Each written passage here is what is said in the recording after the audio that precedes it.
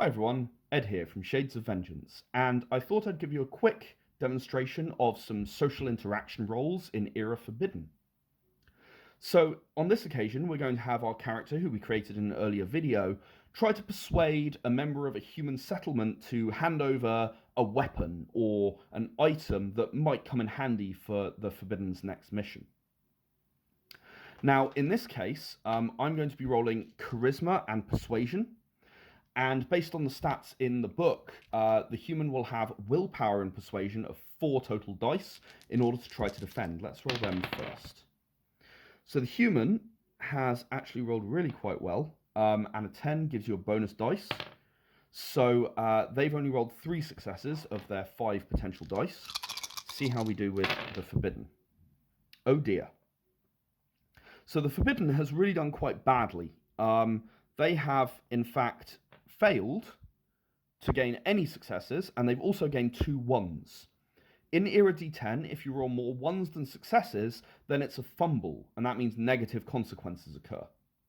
So, this human not only refuses, this is a moderate fumble, thanks to the fact that there are 2 more 1s than successes. This human completely refuses to hand over the item, they're not interested in negotiating anymore, and they close up their shop and walk away. So let's say that our character now decides that they would like to pick the lock of the shop and take the item anyway. This isn't something they have a lot of expertise in because they have no larceny, which is the skill I would require, and they have a low dexterity. However, they'd like to give it a go anyway, so what they're going to be doing is rolling Unskilled. Now, an Unskilled roll is going to be dexterity and luck.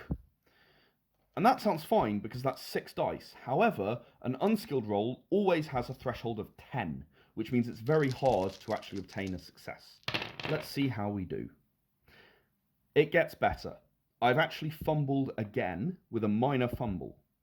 No successes at all because no 10s, and 1 minor fumble. So what's happened is now this Forbidden, attempted to pick the lock, failed completely, was spotted by the town guards, and now they're being chased out of the town. So they've got one last chance to escape notice. They're going to try and hide and let them run past and never really realize exactly who it was that tried to steal it. Their one chance here is dexterity and stealth. So they're going to roll 4 dice in an attempt to conceal themselves. Right, it was a 7 or better for a success, and they've actually done rather well on this one. That's 3 successes.